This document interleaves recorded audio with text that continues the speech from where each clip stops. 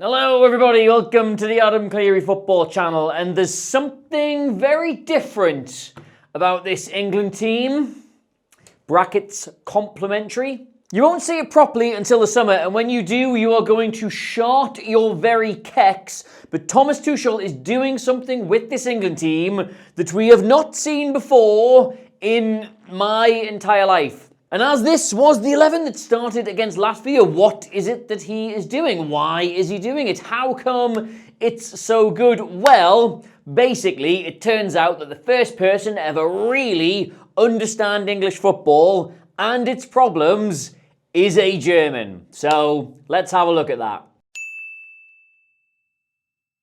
Alright, so England can now add a win against Latvia to a 2025 where, yes, the Senegal friendly was totally shit. But otherwise, they've absolutely dominated their World Cup group, not conceded a single goal, and crucially looked in way more control of games than they normally do. And I just need you to cast your minds back to this England 11 at the European Championships. You remember it, even if you've tried to suppress it. They were great results. They got all the way at the final, but terrible performances. And aside from a very brief amount of time where Gareth Southgate early in the reign had you feeling like they were plucky underdogs, that's pretty much been the story of England at international level forever. Sometimes they get the win, but they almost never play well. Like, I am enough years old to remember Peter Crouch literally pulling some guy's dreadlocks so that England didn't start the 2006 World Cup with a 0-0 draw against Trinidad and Tobago. We have always had quality players, but we virtually never play like a quality team. And if you have ever had the misfortune of being stuck in a pub with me during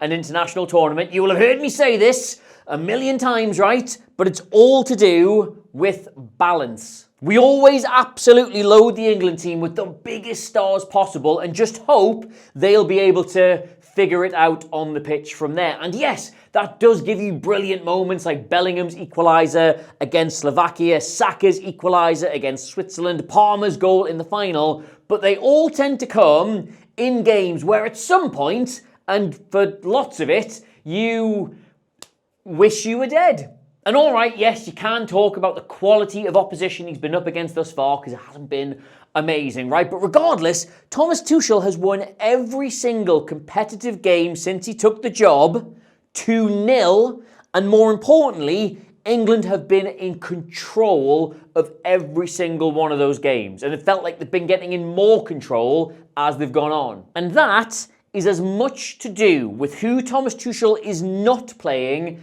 as it is to do with who he is playing. So right, there are two things here currently in the England side. I'm going to show you what the problem is first of all, and then show you what he's done to fix that. And it's not going to shock you, but the first one is basically just Elliot Anderson. His skill set is neither that of a bruising reducer nor a silky playmaker, but of a thoroughly modern, proper number 6. He will happily take the ball in both space and pressure, can pass through a press, carry the ball upfield, and has the physicality to react quickly to turnovers in possession, both for and against his team. He is the fundamental base of any midfield that wants to be as functional as it is fantastic. I'm going to show you some stuff from the Serbia game here because he was unbelievable in that, right? Early on, England tried to play a clever pass around the corner, and just take a look here, right? From this distance, how much of Elliot Anderson's business is this really? Because I'd say hardly any. But when the ball is lost and he realises how out of shape England are at the back, like these are the arrangement of the defenders,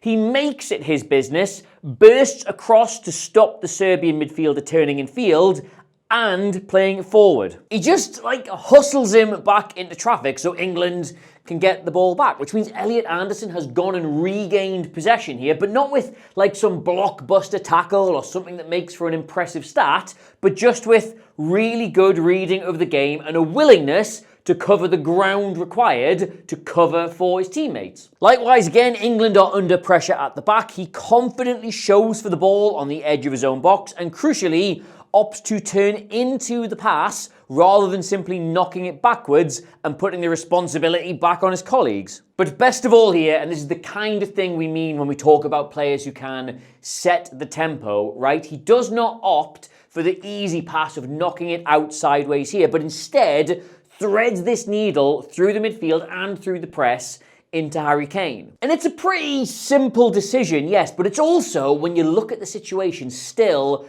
quite a brave one. And it's decisions like that that quicken up what the entire team is doing, whereas going out to the wing would slow them down, hence setting the tempo. And don't get me wrong, none of this is particularly eye-catching unless you're specifically looking for it, but it's system play, the likes of which England have very nearly never consistently had. Like, I think Declan Rice is an unbelievable footballer, right? He's got so many elite qualities to his game, but I'm also, like, quite deeply and traumatically scarred in, like, the brain and the deepest parts of my soul from having to watch England versus Denmark at the Euros, where they stuck Alexander-Arnold in central midfield with him, and he had to be the one to go and do all this work that Elliot Anderson now does. That really fucked me up. The one thing that is not his game is taking the ball in deep areas under a lot of pressure. He does not take up good spaces to receive it. He does not play his way out of trouble. It is the one major flaw in his game, and Denmark pressured him over and over and over again, and England could not get out of their own third in any meaningful way, having to go through him. Now, does this comparison make Elliot Anderson a better footballer than Declan Rice? No, of course it doesn't. Not even close, in my opinion. But does it make England a more balanced team when you put the former in the 11 so that the latter can focus on the stuff he's really good at?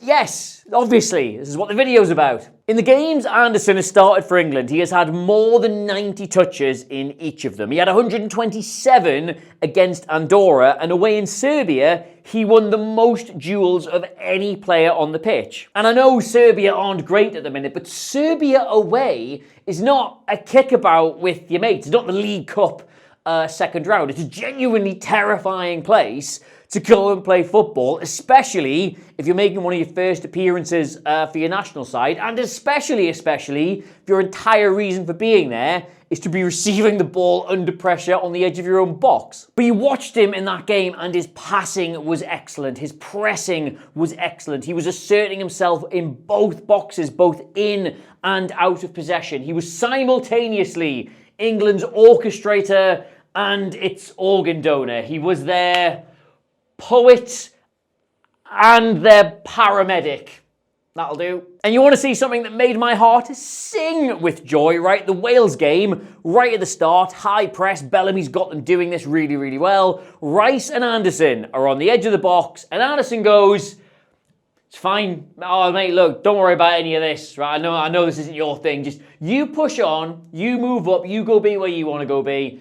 I'll just take care of this. And he does take care of this. He gets in there, he takes the ball under pressure, and England are away up the field. Like later on in that half, right, this was about as aggressive as Wales got off the ball. You can see the 6 players here, all trying to either close it down or cut off a passing option. And Anderson screams for the ball off a teammate 3 separate times because he knows he can get them out of this situation without someone just having to hump it long and lose it. He's constantly offering an option before he finally drops between the 2 attackers, takes the central ball from Pickford on the turn, which kills the press entirely, and then carries them all the way to the halfway line. And barring some kind of major injury or, I don't know, Thomas Tuchel getting kicked in the head by a horse. I was kicked in the head by a horse.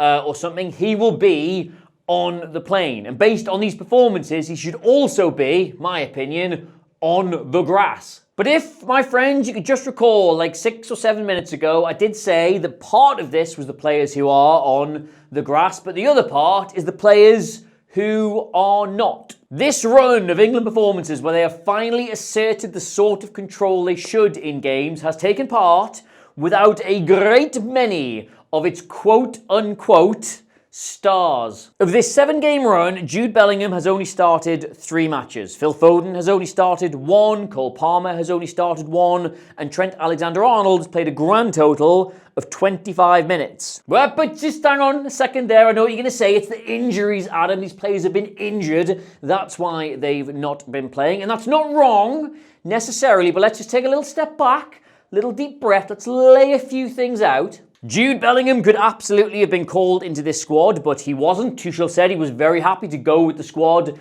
that played so well last time, and fair enough. Foden and Alexander-Arnold, likewise, have been publicly dropped by him. Foden was for this camp, and Trent was in the last one. And they are undeniably 2 of England's most talented footballers, but I don't think either of them could make a strong argument to say that they have reliably delivered when they've started for their country. They've never let anybody down, sure, but have they got a stronger case than anybody else in this team? I don't think so. And Cole Palmer is a trickier proposition, like he has genuinely only missed out when he's been injured. But you look back across the last 12 months of football for England, he's only played 65 minutes in that time, so it's hard to argue he is an integral part of anything that's happened. But yet, his absence in this side, along with dropping Bellingham, along with dropping Foden, means that we have now mostly been using Morgan Rogers and Anthony Gordon. These are 2 players who love running with the ball, carrying it up the field, going beyond the centre forward, getting in behind the defence,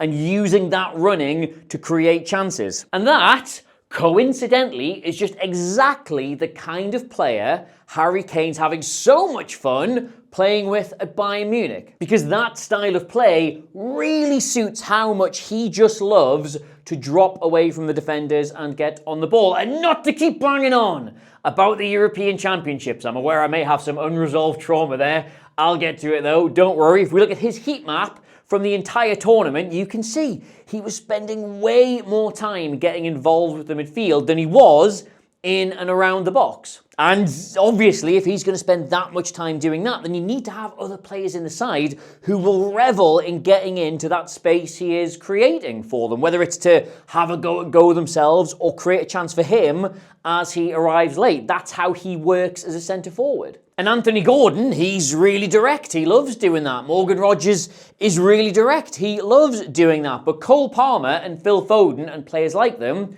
don't. They want the ball into feet. They want to be getting it in those areas. They want to be playing with centre forwards like Erling Haaland, like Nicholas Jackson, who do the running themselves to pull defenders out of the way and make the space here for them. It's a clash of styles. And with that space, they can get turned, they can create things, they can find the players ahead of them, they can have nice little rotations. But what Harry Kane really wants is not that. He wants runners. And if Foden and Palmer are out of the side, he's got runners. And it is this idea of not having the best possible England 11, but having the most balanced possible England 11, which is what Tuchel is trying to do. You look at that Saka goal, like Ezri Konsa is, in your mind, what? England's 7th or 8th choice right back right now? In this situation here, he makes an underlapping run where he will never be getting that ball, but clears out the space required for Saka to cut in and shoot by occupying these defenders. Trent Alexander-Arnold and Reece James are infinitely better right backs than Ezri Konsa, but neither of them would have done that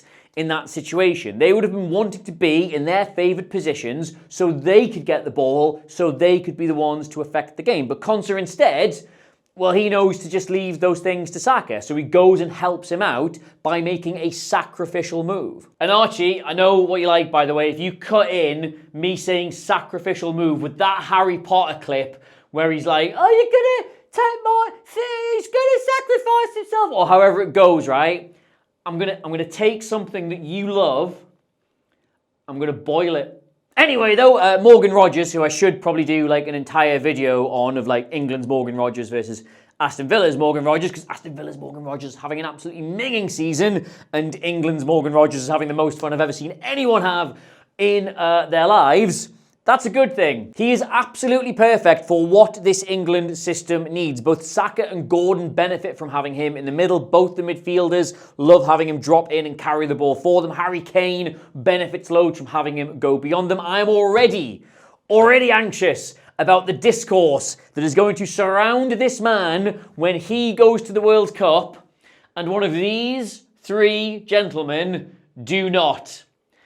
I will be staying off the internet that day. So yes, again, this was the England 11 against Latvia, and you could argue it is as bad an England 11 as we have had in years. In fact, you could also argue that you could make an entire 11 full of players who, for one reason or another, missed out on this camp, and that is a much, much better side. But if you were to do that, right, then I would argue that this obsession with packing the England side full of as many exciting young stars as you possibly can at the expense of more reliable performers who will bring better balance to the manager's system has been the problem with England at international level for decades. And Thomas Tuchel, of all people, might be the first manager to really have a grasp of that problem and want to do something about it. Like, he's not here for a long time. He's got a very short contract. It's pretty much just the World Cup. He does not care if he is popular. He does not care if he falls out with big players. He will disregard whoever he wants if they're not going to do what he needs them to do, no matter how good they might be on EAFC 26. And so far, they're playing loads better as a result of this idea.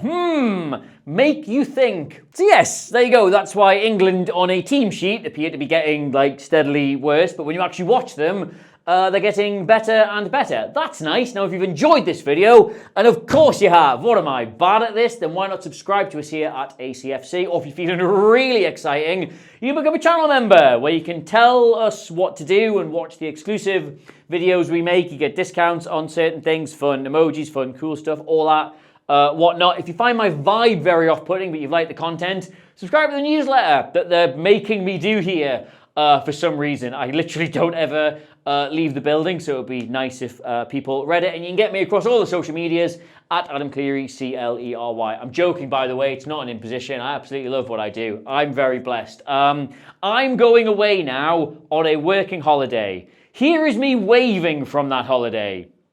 Can you guess where it is? I may tell you someday. Goodbye.